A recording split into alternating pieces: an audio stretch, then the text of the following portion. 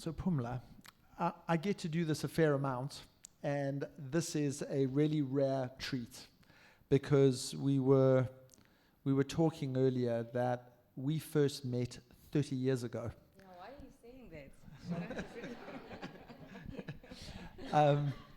You just said we met way back.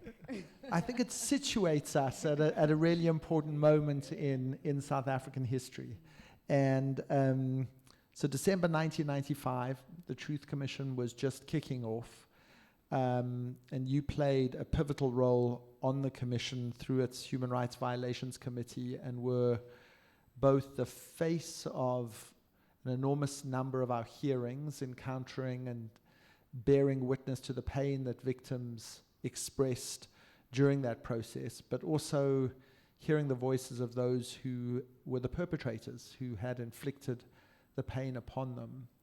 So many people know about the South African Truth Commission and its experience, and particularly this room will know a lot about it. But I think it is useful just to sort of reflect a little bit now with the passage of time. So what was it that you thought made the commission so exceptional and so interesting and such such a subject of study for so many years, for the last 30 years, in fact? First of all, thank you so much for inviting me. It's really wonderful to be here, and thank you to you all for coming to share this evening with us. I really am grateful for the opportunity to be in conversation with you and to be with the martyrs who are here and others as well who are affiliates with your club, Paul. Paul, you know, one of the things that often comes up now in conversations about the Truth Commission is the question whether it failed. In fact, often people say it failed. And while that is not completely untrue, you know, the idea of failure of the moment and the failure of, you know, what was imagined at the time, I think the language of failure really takes away the power of the moment. You know, when I joined the commission, there was this incredible sense of something new is happening. And it wasn't just in words. There was really something moving in the country. There were, of course, it was a contested process. There were voices of some people were saying, you know, we shouldn't have this, we should have prosecutions and so on. But there was this genuine sense of something is shifting in the country, and it brought us together. And the power of that moment of South Africans, as South Africans, looking up to this moment and holding on to that sense, you could even you could feel the hope, you know, because it was so real. People came to tell their stories of pain and suffering, and there were the perpetrators who, some of whom didn't want their actions to be known, but the way that the commission was structured was such that, you know, these stories would come up in public. But it was such a moment of real sense of hope and imagining. I remember I was telling Paul earlier then, I was writing up my thesis, my PhD thesis at Harvard. I was doing research on perpetrators of the Nazi Holocaust because they had the most profound research on perpetrators, and my research was on necklace murders. And I shelved it to go and join the commission because of this, something was drawing me to this historical moment. And once we started the commission, to witness the moments of change in the room, there were moments, it was painful, but it was this opening of this wound that opened up the possibility for hope and for healing. And you could see sometimes in the room itself, people coming in with a sense of they just want to see what's going on. And you could observe, the body language of people coming closer, the way they were sitting, sometimes tearing up because they were hearing these stories. So there was a real sense of something was shifting. We were doing something new. We were drawing, of course, from other truth commissions, but we took it beyond. We transcended those other processes. And the spirit within the commission, I mean, your work, everybody was so committed to this. All of us, right? All of us, we joined the commission because we believed something was shifting in the country. We were part of an important historical moment. And in fact, the scholarship now, after the commission, the scholarship on forgiveness, on reconciliation, on amnesty, on all of these things we touched about, of course, with all of the fault lines of the process as well. But the scholarship that exploded in all fields across disciplines was amazing. I mean, my own thesis when I was doing research on perpetrators of necklace murders, I never imagined that I would research forgiveness. And in fact, when I did research on Nazi perpetrators, there was no one who talked about any possibility of forgiveness. In fact, scholars such as Hannah Arendt said it's impossible. Forgiveness is only for ordinary transgressions, day-to-day transgressions, but these radically evil crimes, forgiveness is impossible because you can't imagine, you can't even punish these crimes. And yet we witness at the TRC acts of forgiveness. And mind you, the commission, there is a false narrative that suggests that the Truth Commission forced people to forgive. It didn't. I think the process, the language that was used is lost in translation, because in my language, reconciliation, forgiveness, amnesty, they all use the word uxolo. When people say, I want to grant them amnesty, or I'm open to grant, they use uxolo. I'm willing for these people to be ukuxolelwa. When they say they forgive, they use uxolo. When they use reconciliation, they use uxolelwano. So in the scholars' translation, often when people spoke about amnesty, they would say something about amnesty. It would be interpreted as uxolo, or forgiveness, in other words, because the person uses the word uxolo. So the commission didn't really force people to forgive. Forgiveness emerged unexpectedly, which is why I was drawn into researching it, because the scholars said it's not possible. So I remember when we were assembling the band of extraordinary people who worked in the commission, there was a set of theologians, and the Archbishop was obviously the paradigm of that. There were a set of lawyers who had been working for many years in the human rights movement, and there were a group of psychologists who thought very carefully. And I remember you playing a very prominent role in helping to develop both the language and the discipline and the practice of people who are more psychologically attuned to what was happening in the room. And it's no surprise that the kind of deeper, more nuanced understanding of forgiveness is a sort of centerpiece of your work.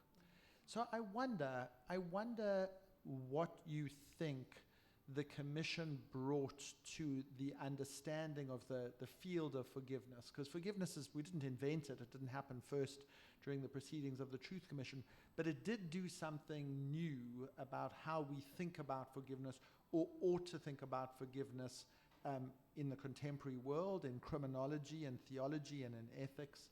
Tell us a little bit about that. I think it's a range of issues, some of which are a misunderstanding of forgiveness. There is, when the Truth Commission started, they emerged not from South Africa, but from other countries, especially in the US. Psychologists doing research, actually not doing research, but training people to forgive. I remember actually Robert Enright, who is one of the scholars most well known for training people to forgive in the US. And at some point there was a clamoring of these scholars who were writing about forgiveness wanting to come to South Africa because the story of forgiveness was emerging from South Africa. And the misunderstanding, so I'll start with the misunderstanding. The misunderstanding is that people can be trained to forgive. I mean, what we found at the commission, now these processes of training people are, something like 12 steps of forgiveness. You do number 1 step, step 2, step 3, and then ultimately, hurrah, you're forgiven. And what we witness actually is something completely different, that what's important is to create the conditions for forgiveness to emerge. In my own work, I started writing about the notion of the emergence of the unexpected, because it truly is that.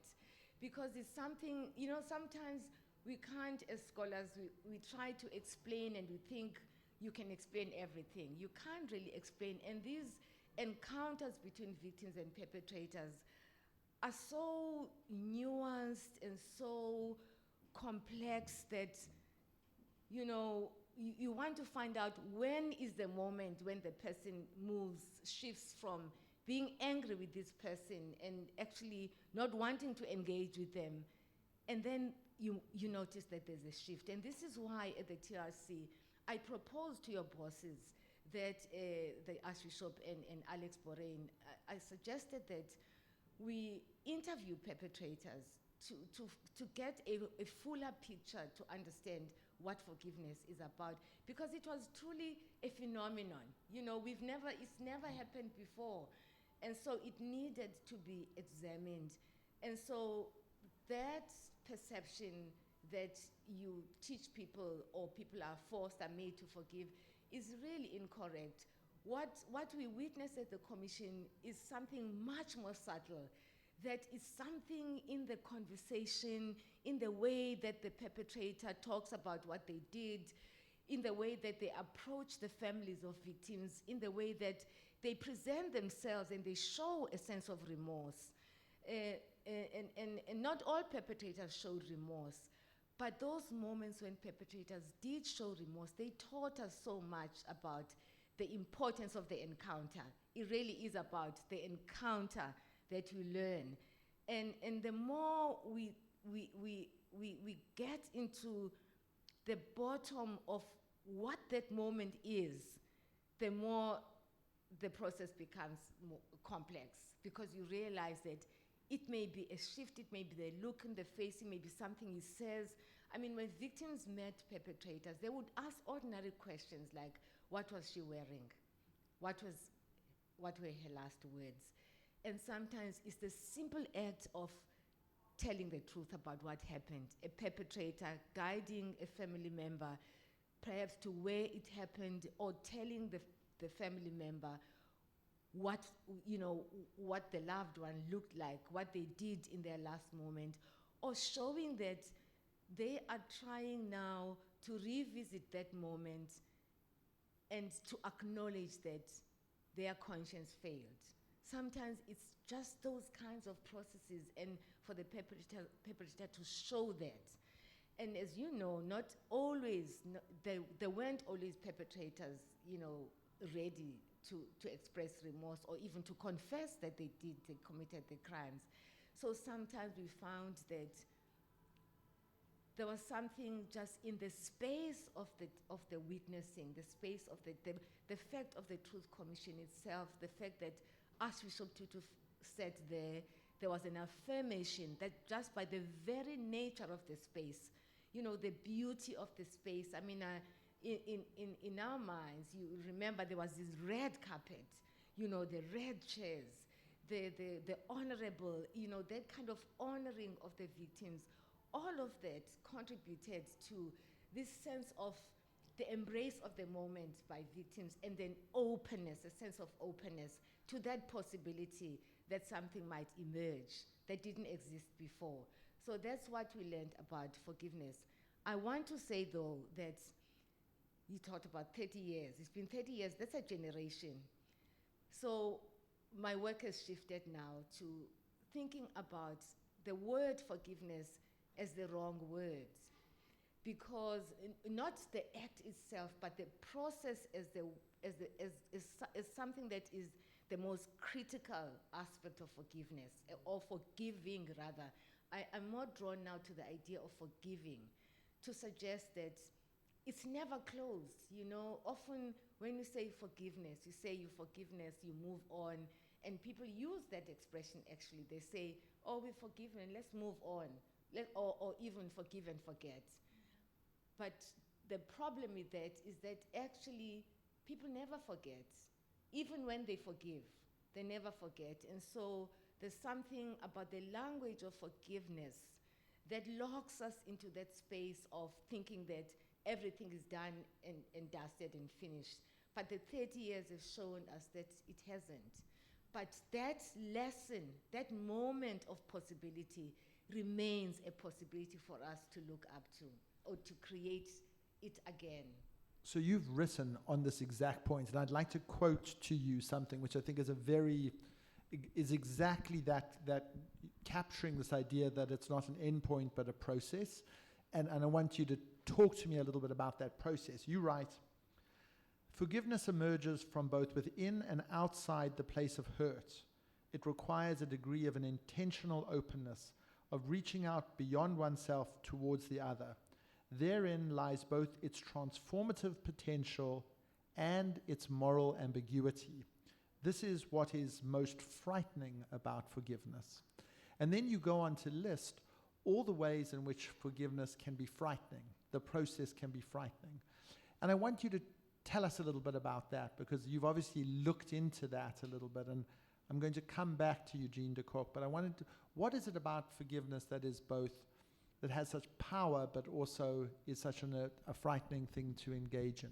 So first of all, the power of forgiveness. You know, when people encounter another who has hurt them, there is the expectation, the usual expectation is revenge, that people are angry, they're going to revenge.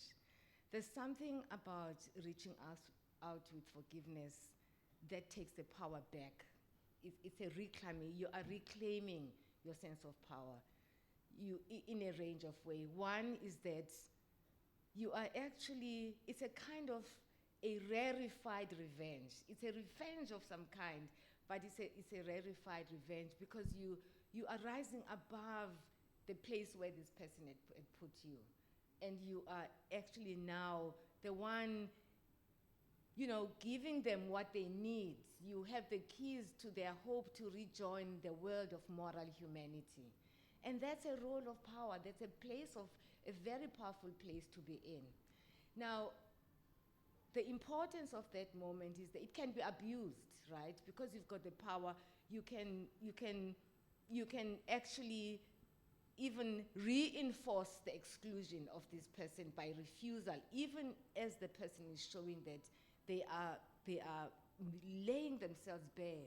They want to be something else. They want to re-enter a world of moral humanity. So the power can be a negative power, or some people actually say it's not negative, it's positive, because the person still can retain their anger and sense of vengeance. But I don't believe we can build communities in that way. Especially when perpetrators are showing a desire to rejoin the world of moral humanity. So there lies the power of forgiveness, that it restores, it's a restorative. And think about it. I mean, you've got the agency, it's a kind of a sense of agency. You are restoring your agency, which was taken away from you. Traumas do this. Traumas strip, victims of any sense of agency. And that moment of reaching out with forgiveness is an agentic moment. You are giving this person something. Now, here is what is so important about this, which sometimes, people can think that victims have lost their sense of human rights, by giving perpetrators, offering forgiveness to perpetrators. But sometimes that role of power lies in recognizing something much higher than you. So, for instance, some of the women that I have interviewed from the TRC talking about forgiveness, they would say something like, how can you not, when someone comes to you and asks they want to be part of the human world, how can you not? Now that question, how can you not grant forgiveness, is a statement about the role, the responsibility of this person in civil society, in recreating this society that was ruptured, their responsibility and their role. So the granting of forgiveness, they are playing a part in opening the space for more of us to become human again, even those of us who had, fallen by the wayside, when they are crying out to be admitted, to re-enter the world of moral humanity, is the responsibility. There's a sense of responsibility. In other words, it's looking beyond oneself, to look at in other words, the bigger picture. You are really thinking about what is the responsibility that I have in creating, in restoring a sense of humanity in this society of ours. I mean, this is also something that Steve Biko said, right? That it is our responsibility in Africa to bring humanity back into a world that was ruptured through all of the violences of the past. So I want to now ask you a little bit about Eugene de Kock. And for the audience, just to put this into, not everybody who's followed the minutiae of South African hit squad history, Eugene de Kock was a leader of a hit squad who in South Africa, in the run-up to the Truth Commission, was prosecuted and convicted for running the sort of central hit squad within the security police. And his conviction prior to and concurrent with the Truth Commission was what made many perpetrators come and apply for amnesty, because they feared that if they didn't apply for amnesty, they could be prosecuted.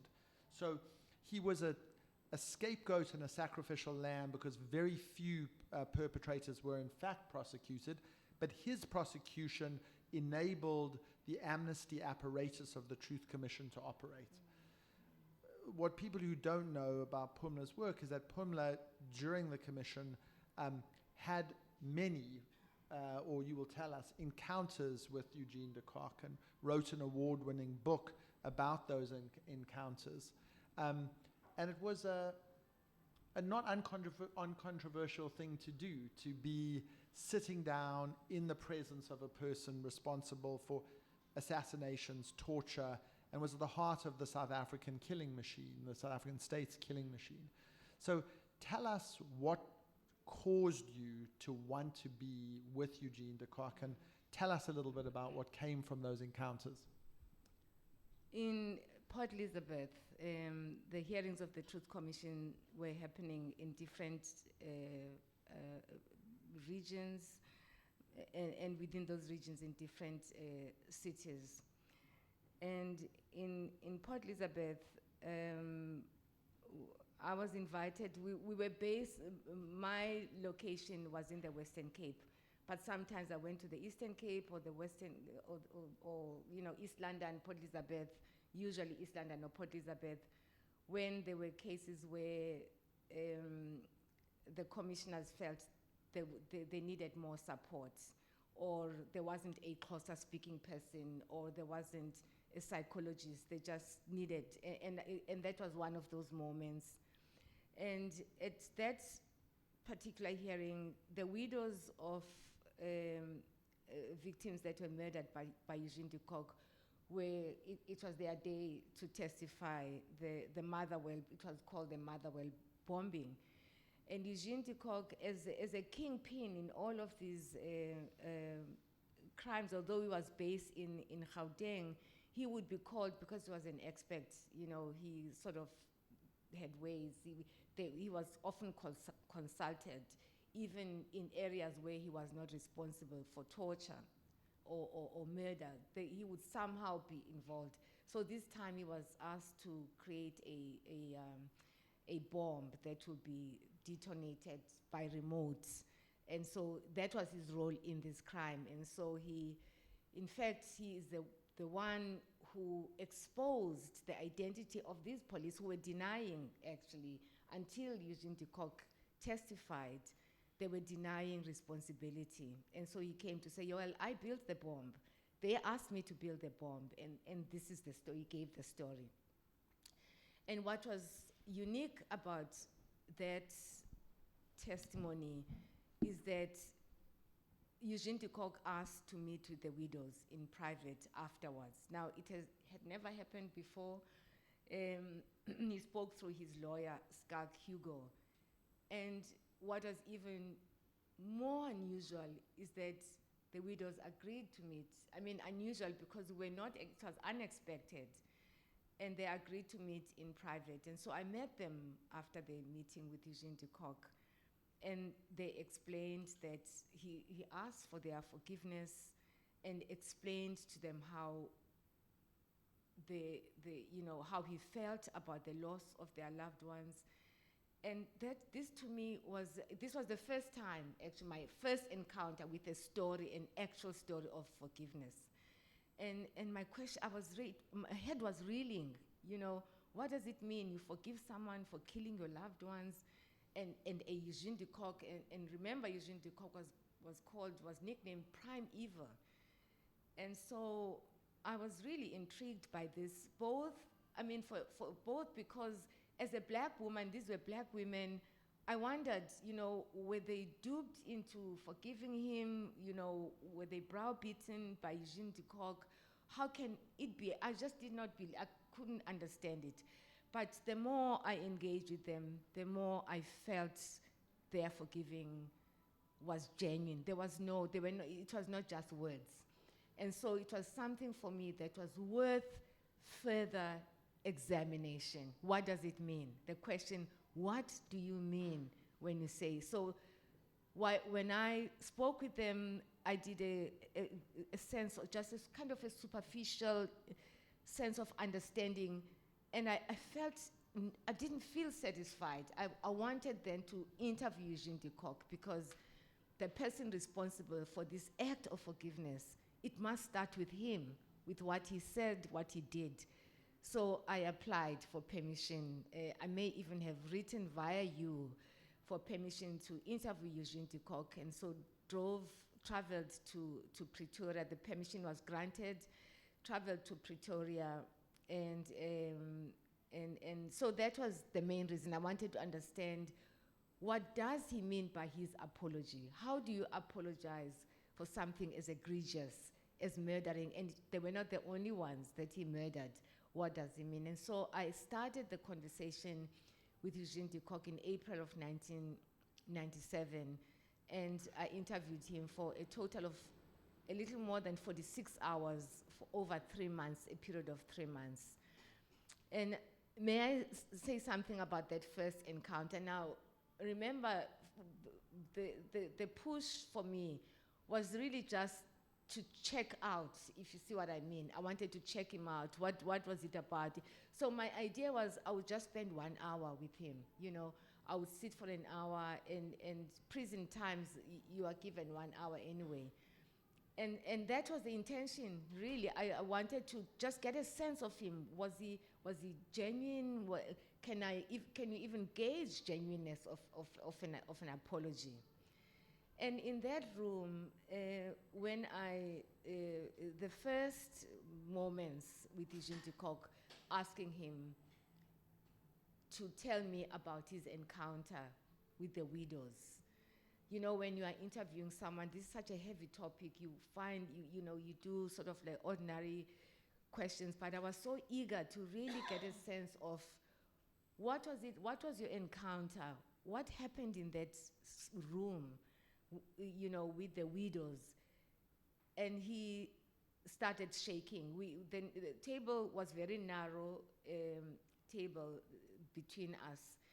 And I could sense and feel and see his hands shaking, and he started being tearful. There were tears running down his cheeks, and he was shaking. And instinctively, I touched his hand. I sort of was moved to touching his hand.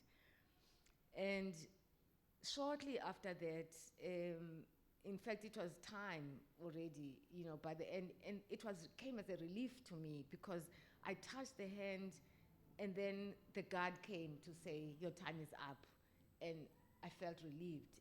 But driving back, I was so tortured by that moment. How did I touch this man? How can I feel empathy for this person? And then I had to ask the question, why am I questioning an act of empathy? And so my return to de Kock over the 46 years was really a journey for myself to understand, why is it that I am uncomfortable with an act of empathy? First of all, was it an act of empathy, or was there something else going on? Was there something else that was done to me?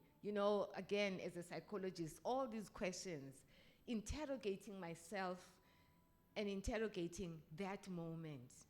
The following day, I couldn't lift my hands.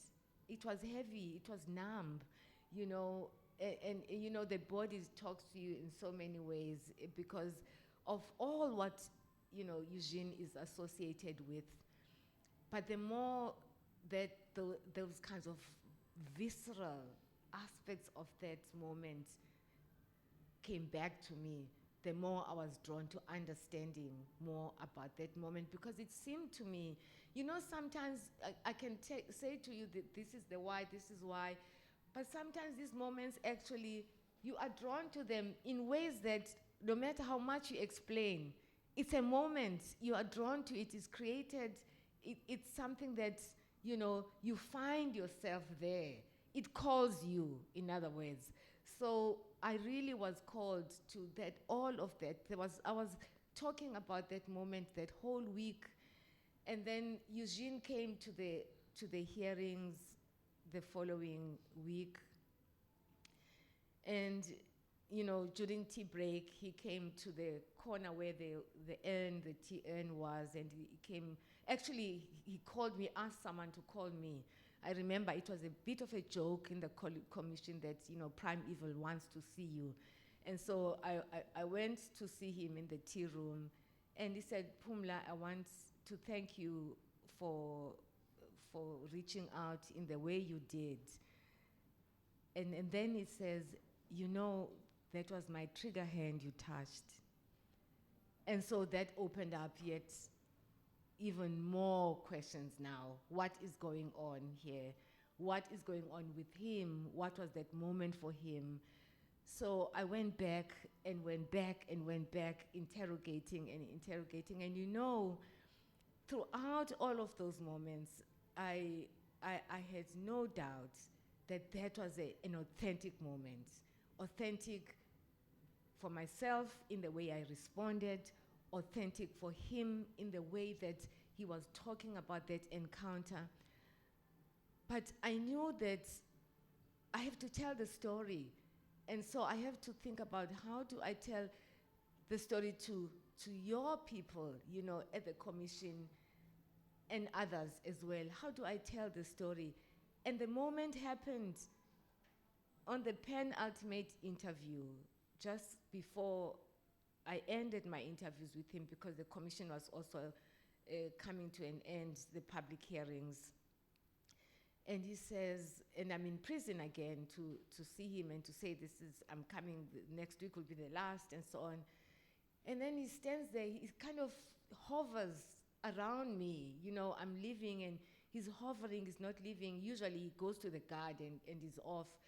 This day he's hovering, and he says, and so I kind of feel he wants to say something, and indeed he wants to say something, and he says, Pumla, I've been meaning to ask you this since the first interview. Have I ever killed any of your loved ones, or friends, or family? And that to me just sealed it. I mean, it became so clear that this man is tortured by his past. And can you imagine all of those interviews? He doesn't know, I'm asking questions, I'm not talking about myself. He's wondering, has he killed any of my loved ones? Can you imagine that burden?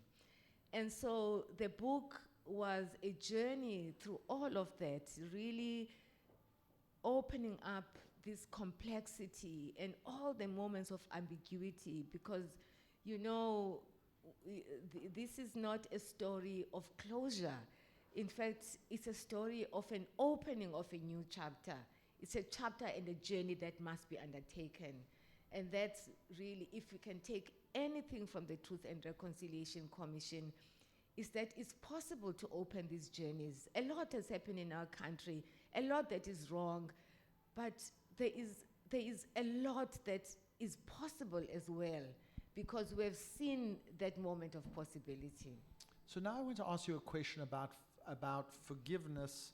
You so often, both in this conversation and throughout the work of the Commission, I recall it really, really well, thought about forgiveness at an interpersonal human level. This encounter that you give about, are there powerful ways to forgive? Are there good ways to forgive? What is the ambivalence it triggers in a person? How best to cope with what it felt, even your own encounters with de Kock, of how your hand felt, how you felt ambivalent both morally and politically about your engagement with him.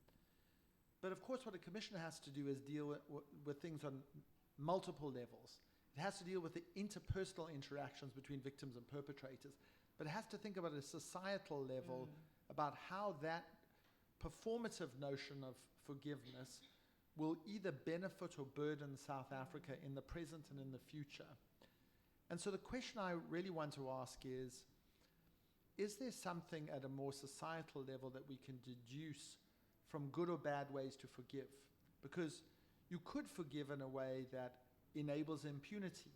You can forgive in a way that facilitates forgetting and amnesia. You can forgive in ways that allows a nasty, demagogic, populist discourse to re-emerge because you forgive it too quickly. And then there are ways in which you can forgive which are enormous gifts to a nation and to its future. And there's a big debate in South Africa about whether that forgiveness through the Commission was too cheap or too costly, and whether it benefited us or whether it burdened us. And every nation that's experienced mass atrocity has to grapple with not whether to forgive or not, although that's in some ways a more facile way of thinking about it. What it's really thinking about is there a good or bad way to forgive at a societal level? And I wonder if you would reflect on that. This is why, Paul, I've come to believe that the word is very wrong. You know, that we probably should steer away from it. I mean, not that forgiving itself is wrong, but what we learned from that process is that people say they forgive, and it means so many things, so many different things. And so what we take from those lessons is that what's so critical is really the process. It's the journey. You know, at our center, we use the language of repair, as in the quest for repair. And I think there's something powerful about that, because it's invitational, right? It's invitational. It suggests that once we create the spaces for us to engage across different registers, you know, when we open the space for us to sit together and to look one another in the eye and to hear and feel one another, that the emergence of this unexpected, whether people say they forgive, really, I think is not the question. The point is, are we connecting? Are we connecting with our stories of where we come from and how we move forward together into a differently imagined future? That's really the key. The language of forgiveness turns people off, because people will say, I don't want to forgive, or why should I forgive you? What am I forgiving you for? You know, list the things that I should forgive. And that's gonna take us, you know, round and round the circles. What is important is, can we create these kinds of spaces? And can we imagine together, what does it take to move forward? Yes, and then my question is, because I mean, right now I'm in 1995 with you in a room, so I'm re-experiencing this in such a powerful way. But in a way, the individual question, the contingency of what an individual will or won't do, is prepared to or is not prepared to forgive, these are radically personal things. And then theologically you can say, well, you know, the arch would always go, there's a theological impulse to forgive and one should forgive, and then under what circumstances, but there was an orientation. But I'm interested in that question at a more societal level, right? Which is to say, in what way can you structure societal relations so that the past is healed and encountered in a way that's beneficial, first and foremost to those who've been harmed, but secondly to the society as a whole? And in some ways, it doesn't really matter whether at an individual level you forgive or you don't. The structural question of how you achieve societal forgiveness or healing or repair or reconciliation, choose your word, is the thing that we're sort of, the success or failure of South Africa's Truth Commission is some ways contingent on the answer to that question, less than the individual question.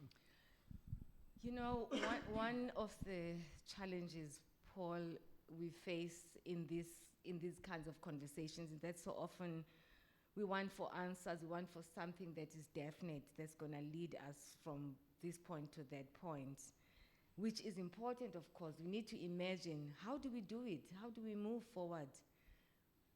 What we miss is the difficulty of that.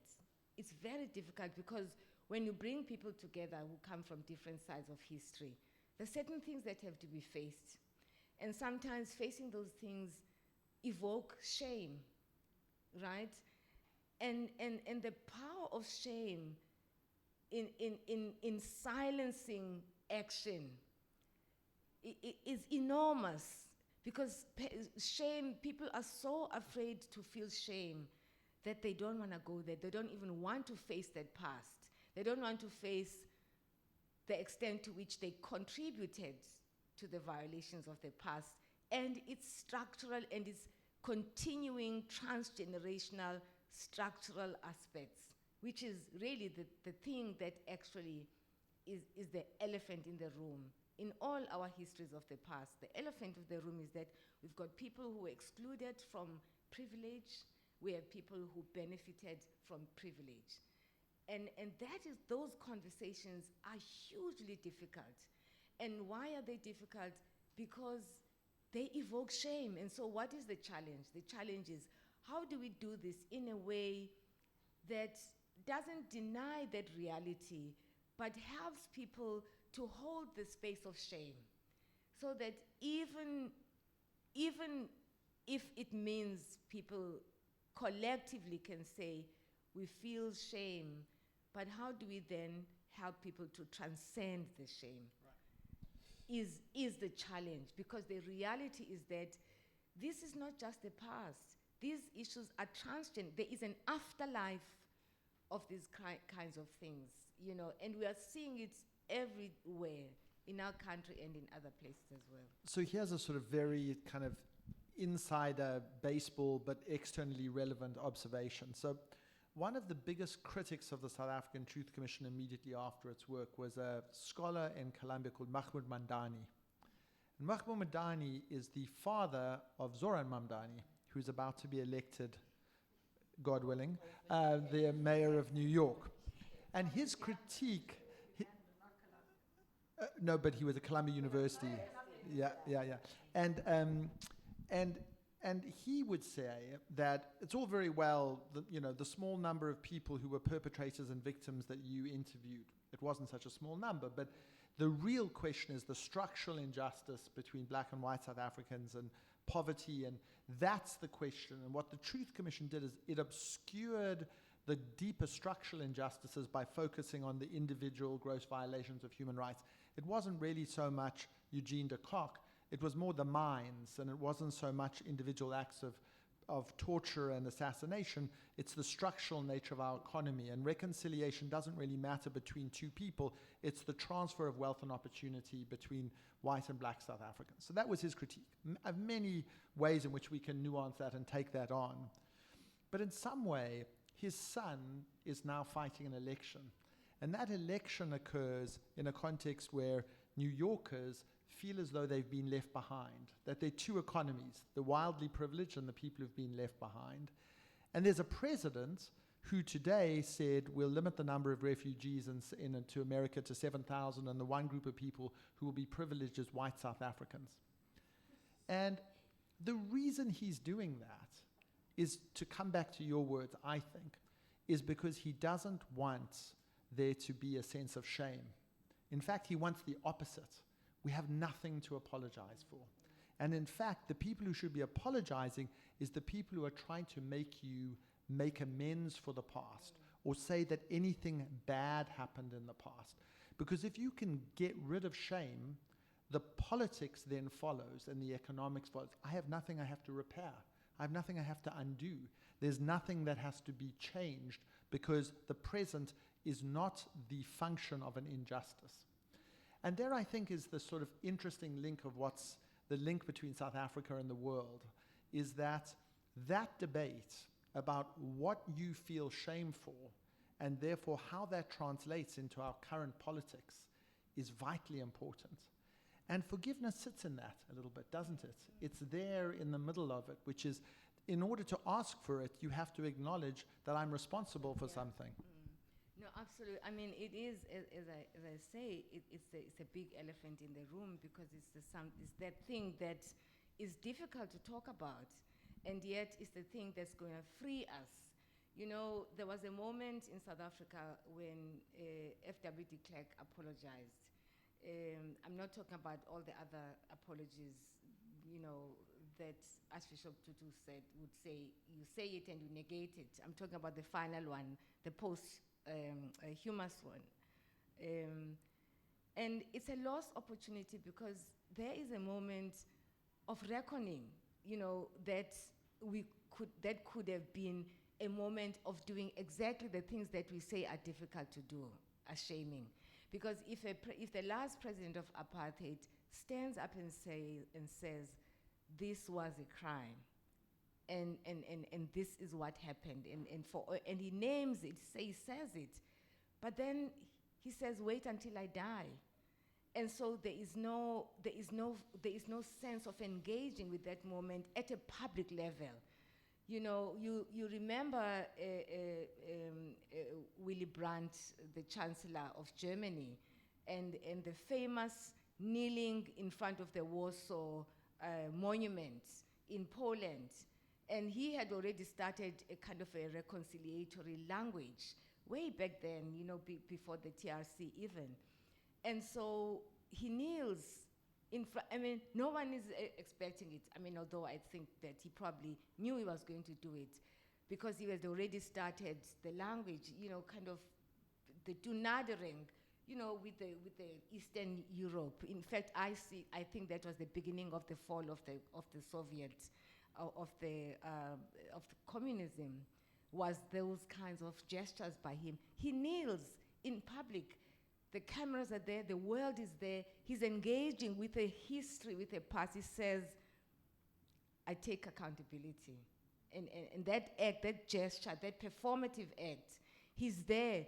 People start talking about it. The media, the press, and some who say it's wrong, but he engages with it, and Germany feels as a society that this is a moment that we cannot go back. You know, so we lost that moment, because who is de Klerk engaging with if he says, wait until I die? And as a result, that story, such a powerful story, it died with him. And yet it could have been that moment where, as a society, we are engaging with how do we even talk about the responsibility of what Mamdani calls beneficiaries of the past, of that violent past. So, as you know, myself and Howard Varney prepared the questioning of F.W. de Klerk before the Truth Commission on that day. And the night before, we were determined that we were going to take him on a path where the facts were presented to him in such a way that he had no alternative but to admit responsibility and take responsibility and ask for forgiveness. And you recall on that day, he went through that entire process and started asking for breaks and sweating and going out and smoking a cigarette. He went through intensely personal moment of catharsis. He walked right up to the river and he had a moment to cross that Rubicon, and he stopped. And he said apartheid was not a crime against humanity. It was a well-intentioned, idealistic project that went wrong. And we didn't know and couldn't know as the leaders that there were hit squads and that we were authorizing it. This was the act of bad, these were the acts of bad apples. And in that moment, exactly as you said, he deprived white South Africa as a symbolic moment of owning it. And Archbishop Tutu was at his most depressed of his entire time. You recall that on that day and no other day, and we had many, many, many hard days during the Truth Commission, because what his idea was politically and theologically was this was the moment where somebody could apologize on behalf of all white South Africans, and white South Africans could then start the process of healing because somebody politically had done so. And if you deprive somebody of that, you have to then do it on your own in small individual ways, which many white South Africans have and some haven't. But that was a moment. And then when you say Willy Brandt, and then I'm going to ask you for a closing reflection, we're going to ask questions. Right now, the memory of the Holocaust is being eradicated, and the presumptive leading party in Germany is a party whose politics are predicated on forgetting the Holocaust. So we've in this moment where this great moment of acknowledging prior evil and owning it and then never going back, the world has turned. And I wonder sitting where you are, you won the Templeton Prize, you've been honored on a global stage, and I wonder if you have a sort of closing reflection of what that legacy means today in a moment when the vice presidents of the United States traveled to Munich to meet with the leader of a party who is denied the Holocaust. And the current president of the United States says that white people have nothing to apologize for. It feels bleak, but we're both optimists. Yeah. So give us an optimistic reflection. You know, I think it was, the last word is really the word of hope. That's the last word. It has to be because without it, how can we go on? You know, it is so bleak, and every day is so bleak. And again, it's not the kind of hope that is blind, it's sort of like superficial. It's a radical kind of hope. It's like, no, you have to, you have to believe in that something rises from this, that the transcendence emerges from this. I'm thinking of the philosopher Simone Weil, who says, in fact, the reason that we hope, the reason that we hope is precisely because we want change to happen. Words to that effect. That if you don't have that sense of drive, how can you get to that point unless you hope that there will be shifts? We are going through a very painful moment in our country right now. And we are witnessing some really terrible, the violence against women especially is terrible. But at the same time, there are stories of hope, even within that, and one hopes that there might be institutionally or in organizations, civil society, the role of civil society. What you're doing here, these are moments of hope. The fact that people came, they are all here. They didn't go to the movies, because there is a sense in which we want to think together. We may not individually have answers, but the fact that we are gathered together is itself a site of hope. And with that, I invite you to ask some questions of the wonderful Pumla Gobodo-Madikizela.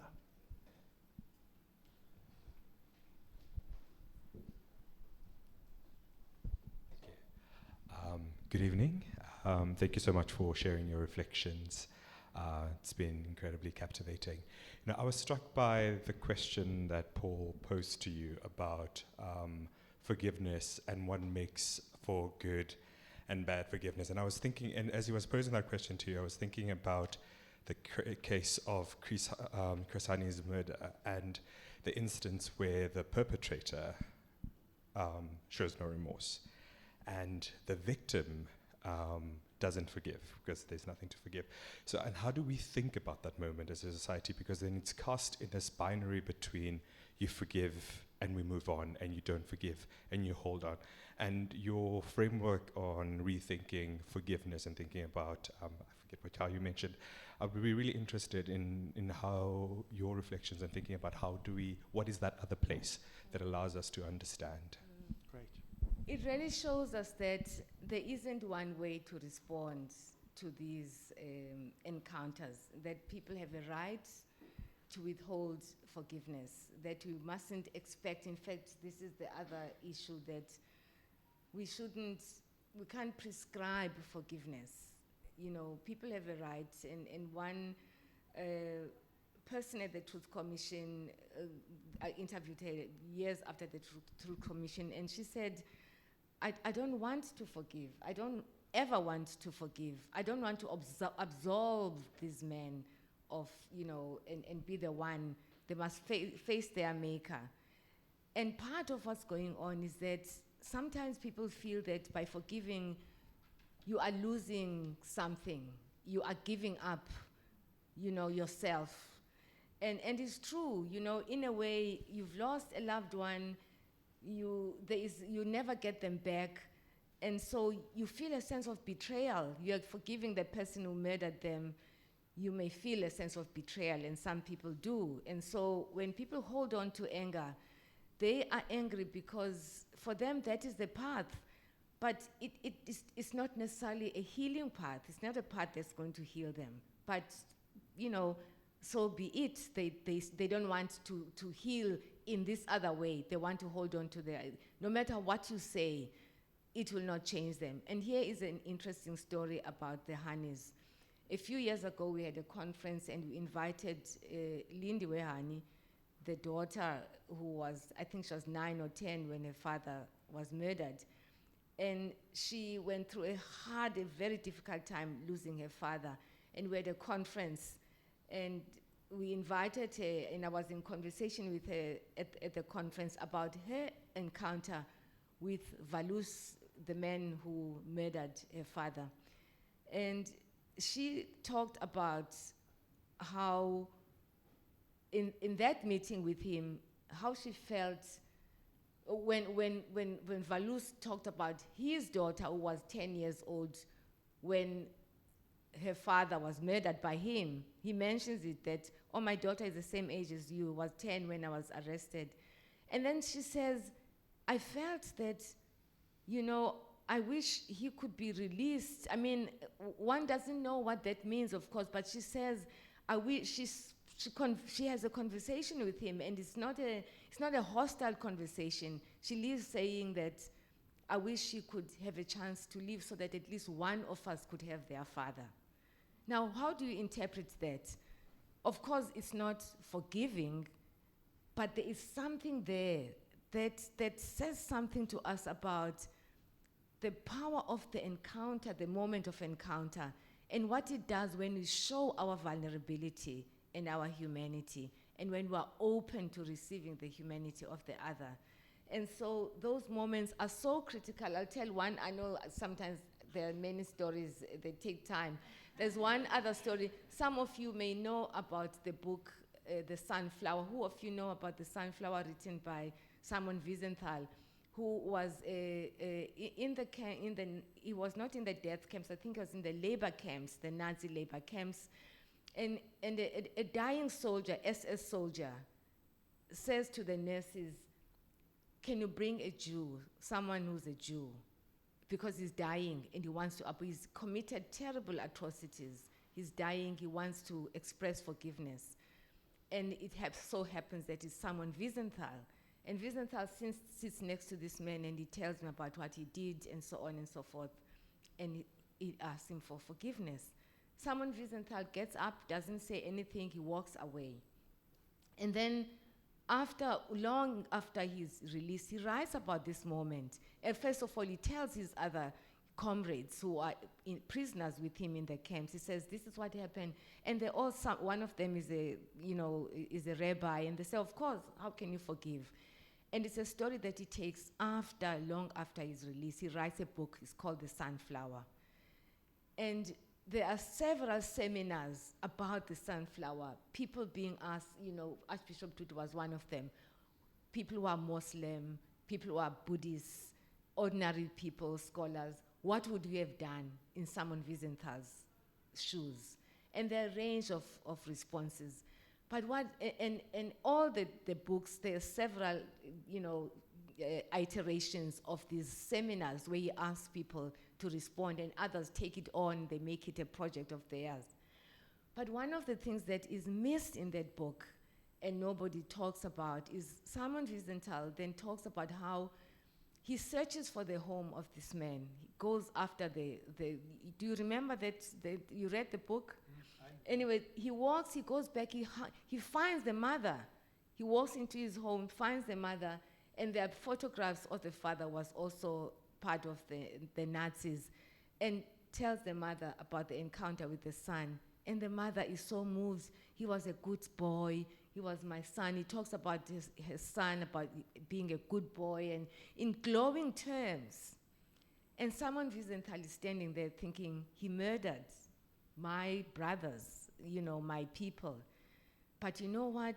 He says, I couldn't tell her. I couldn't tell her what her son had what had done before he died. I walked away and saved her from knowing about the things that her son had died. What is that? There's something there. He's not forgiving the mother, he's not forgiving the man, but there's something that we need to understand about what it means to be human. In my language, we say, ukuba ngumntu. I really like that because in my language, ukuba ngumntu, it doesn't mean to be human. It means something much deeper. It means to be a person, because when you say human beings, we imagine us, people like us, people who are professionals like us. But ukuba ngumntu is something much more profound. So there's something in that moment, even in the moment of Simon Wiesenthal, where he walked away from this man, but here he's encountering his mother.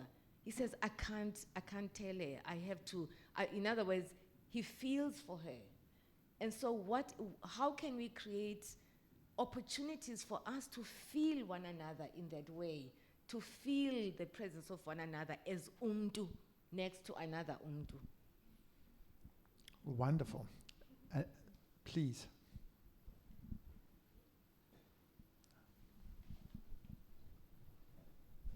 Hi, and thank you for such an insightful conversation.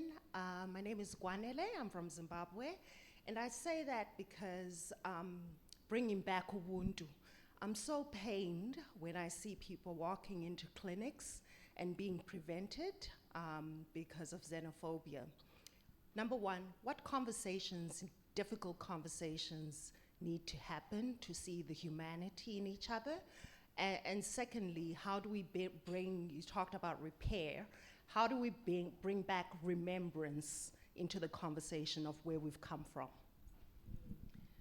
One of the challenges with these transition periods has to do with how the people who take power then write the history or rewrite the history. And I sense, I've thought a little bit about this. I'm not an expert in these political moments, but I think one of the problems has to do with how the memory is used by people who take power. And because often nationalistic ideals, come into play. And when once happens, nationalistic ideas are very much like racism, you know, in a different form, because it's us against them.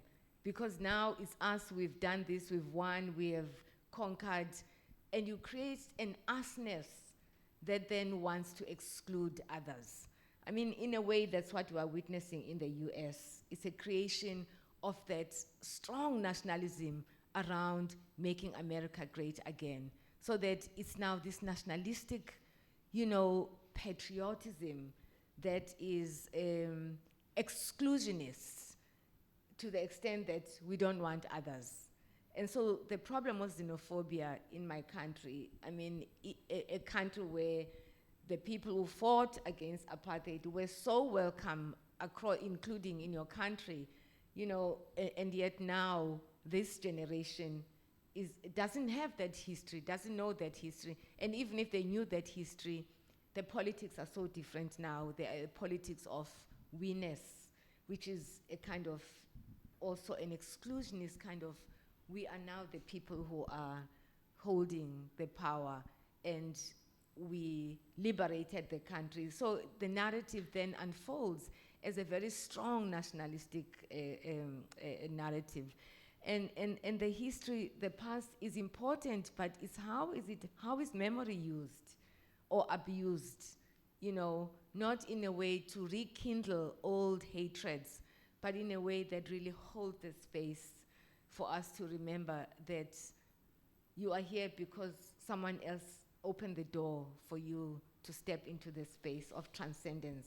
You know, Pumla, just a quick comment on that is I think we both witnessed Archbishop Tutu and Mandela at an absolutely crucial moment in history. And if you think about them, and then you think of Václav Havel and the ruins of Czechoslovakia, and you think of Willy Brandt, and you think of a transformative set of leaders who weren't divisive, who weren't nationalistic, who weren't encouraging the othering, and who were emerging from a period of great darkness and atrocity and abuse, and were trying to not build on that by saying, you know what we're going to do? We're going to do to them. I mean, Václav Havel's words were, we are not like them. Yeah. We will not do, now that we're in power, to them what they did to us. Also Mandela's words, precisely. Right? So there's the something... never again of Mandela. Yeah, and to build on Pumla's ideas of hope, I think there is something in this moment about rekindling a form of leadership that is able to rise up against this form of exclusionary nationalism and combat injustice, but combat injustice in a way that's inclusive and that doesn't pit people against each other. And there's a dearth of those leaders, but when they pop up, we should be, we should be producing them, and two, when they pop up, we should be supporting them with all of our power, because they may be one of the tipping points or one of the tools in our toolbox. Another question? And Asha is telling me, yeah, and then we have wine to have in the back and to continue. Please. I'll try to keep it short. Hi, I'm Soumya. So I work for Amnesty International. So it was great to hear you say amnesty so many times in the context of forgiveness. Just for those who know, Amnesty International does a lot of investigation, accountability, research. So forgiveness is not really part of the conversation. So thank you for that. And that was an eye-opener. My question is, so Amnesty has been documenting, the erosion of global international accountability. So there's been attacks at the ICC, the arrest warrants of Putin and Netanyahu are not really being upheld. I won't get too much into it. So, and a lot of young people really, when they come into the justice space, whether it's like Black Lives Matter or, whatever like sort of social movement, accountability is like also like part of it. But obviously the last 2 years, these wars, they're on people's screens, and so the conversation about what comes next is really like difficult in the context of seeing such like, erosion of, international accountability. So my question is when does accountability come in, like in this process towards forgiveness? Like, can we have forgiveness without accountability? I think someone asked that about the perpetuation. What happens if the perpetuator doesn't, is denies So yeah, so that, what is the role of accountability? And the other thing I wanted to ask is, what is the role of reparations? Because we're in the UK, we know the history of the UK, we know the British Museum has so many stolen goods. That's a personal opinion. So what is the role of accountability in reparations and forgiveness? And Asha, maybe we take the second question, then you can do a twofer.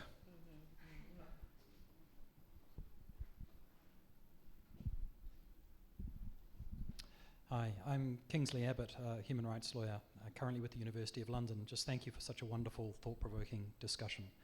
I just wondered the extent to which this framing of forgiveness and the way it worked and translated so well in South Africa was because of the context of the country, where such a large proportion are Christian, and the concept of forgiveness is common to so many different communities in South Africa. And the reason for asking that is, in your experience, to what extent does this concept of forgiveness translate to other parts of the world and other cultures and other communities that are affected by violations, where they might be Buddhist or Hindu or Muslim or something else? Was this concept of forgiveness so powerfully accepted in South Africa because of that shared Christian foundation? The arch and the theologians you've mentioned and so on. And to what extent do you think it's universal and can be universally applied? Thank you. Well, first of all, I don't think what happened in South Africa can be universally applied. I think there are lessons to be drawn from it. In fact, there are, in the US, the Greensboro Commission, I think Alex Borain was involved in and you were involved, your team actually was involved, because it was one of the first ones to be replicated. Lessons drawn. All the commissions that were kind of drawing from the Truth Commission, people from Rwanda came to South Africa. In fact, a colleague of mine, Dan Baron, who was working on peace processes between Israeli and Palestinians, he was a psychologist, he passed away, very active in the peace movement. He visited, we hosted him during the TRC in 1997. There's been a lot of interest, but people understand that you can't replicate, but there are lessons. And what is the lesson? The lesson is, as I have said, is that you create the conditions for people to face one another, to engage in this way. There are scholars who believe that the communal, as they call it, the communal lifestyle of Africans allows for forgiveness, or the Christian life allows for forgiveness to happen. I actually differ, my view differs from that, because we're talking egregious crimes, and in fact, we had one of the stories of someone from the St. James Massacre, a church that was attacked and people were killed in the church. One of the widows who lost her husband during that killing at the church, who is a Christian, had said, I'm a Christian, I have to forgive. And she says, but God will punish them. So sometimes Christians, forgive in that way, as a rule. But this kind of forgiveness was really different. It led us into really delving deep into what does it mean. There was something very profoundly human about it, which is to say, it was not necessarily an African forgiveness, but it was the conditions were created. From a distance, it's easy to say it's not possible, but when you understand the conditions that made it possible, and what people say about how they came to the point of forgiving, very few of them will say, because I'm a Christian. But some of them will talk about Ndingumdu, how do you foreclose the possibility of that person taking the journey towards humanity if you say Ungumdu? So there were the language also was also important and drew people towards it. And I know that my answer is not the ultimate answer. There is some truth in that, of course, when people are open to it in their faith, they might be open to it. But the problem with doing it because of your faith is that it's a rote kind of thing. You do it because, not because of the process. And so, you know, there are all of these nuances that we've got to keep in mind when we speak about this. Now, the issue of accountability, of course, is very central. You know, whether the process is happening in a collective context or interpersonally, accountability is important, because in order for the person to see that, you know, it's meant, you mean it, there must be accountability. In fact, it was Hannah Arendt who said, forgiveness is a kind of a promise, or it goes hand in glove with a promise. When someone asks for forgiveness and is given forgiveness, there is also a promise assumed that this will not happen again. And so the not happen again, the thing itself must be named, you know, in order for which means accountability must happen. Which is why, I mean, the issue of impunity, I wonder sometimes, are there, you know, when leaders act with impunity, are murderers and want to destroy other nations or other people with utter impunity, it doesn't matter what, and when actually the organs that are supposed to force people to be accountable are not effective at all. The question is it the case that, you know, the call is to be heard by the person who ought to be accountable? For instance, when a witness testifies about what happened to them, you want the person to hear, right? And to hear to the extent that they will say, wow, this is an injustice that was done. But when the person can hear, can see the injustice, there can be no accountability. And what is that? What is it? What's that breakdown? What is that rupture in this person's ubuntu that causes them to totally not see? So we can say that there is some, so the other side of it is that, and I really believe this, but what I believe doesn't matter, I suppose, but I really believe that actually it's not a question of the person doesn't see. It's actually because they see. I tell you one last story. I promise a last story. So at our center, we had a conversation like this on bearing witness. And the question's almost like similar to what you're asking. What does it mean to bear witness when you can't be heard? What does it mean to bear witness, you know, to the pain and suffering, when bearing witness means you can lose your job, you can be expelled from a country, you can be arrested, you can be labeled anti-Semitic. So what does bearing witness mean now? So we had this conversation. One of the people we were in conversation with, with a group of, it was a diverse group, Jewish person, Muslim, Palestinian, actually, white South Africans, white South African, and myself. Very diverse. And at one moment, I put up 2 images. One image in this conversation, one image of a Palestinian woman in the early days of Palestinian life, Palestinian nationhood. She is beautiful with the gab, wearing the gab, and holding a baby with a beautiful smile. And next to her, I had drawn it from the internet. There's a current, you know, image of a woman with a baby with a stained white sheet. The Jewish scholar, who's a very dear friend of a friend of mine and was there because he wants to talk about this, he says, and from an honest place, which is very revealing to us, he says, you know, when I look at that picture, the first thing that comes to mind is, it's not true. He says that. He says, he doesn't say it is not true. He says the first thing in his mind. So you can imagine how deep sometimes the resistance is to seeing that there's something that is operating, and it's not even, you know, you know, what is this scientific term when they say, when people are in denial? Yeah, there's a neuroscientific term which I forget now.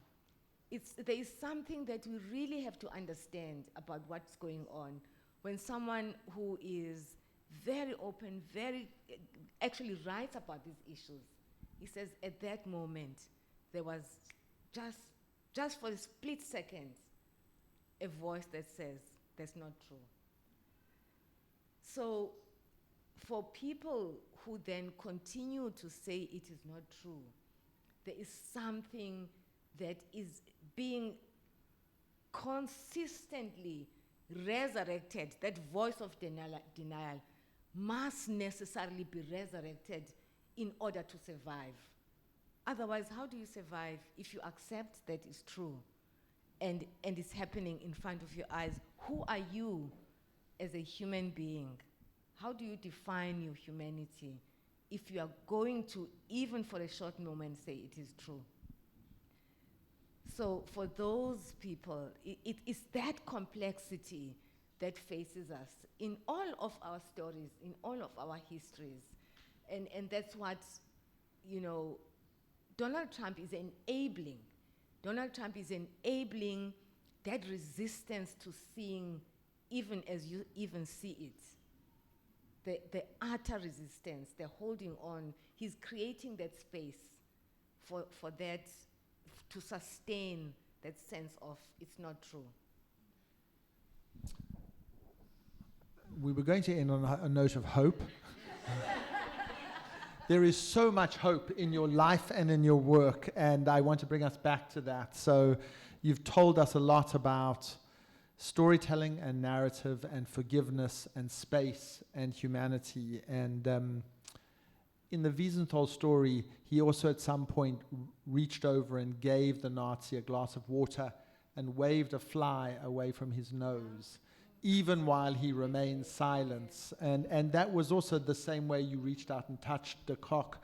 There is those moments of reaffirming our joint humanity, and I think that those things are as important as the large structural things, and toggling between them is really important. And how to build on them, you know, because we know they're there. This is the point, really, right? Exactly, exactly. With that, I invite you to give an incredibly warm round of applause for Pumla.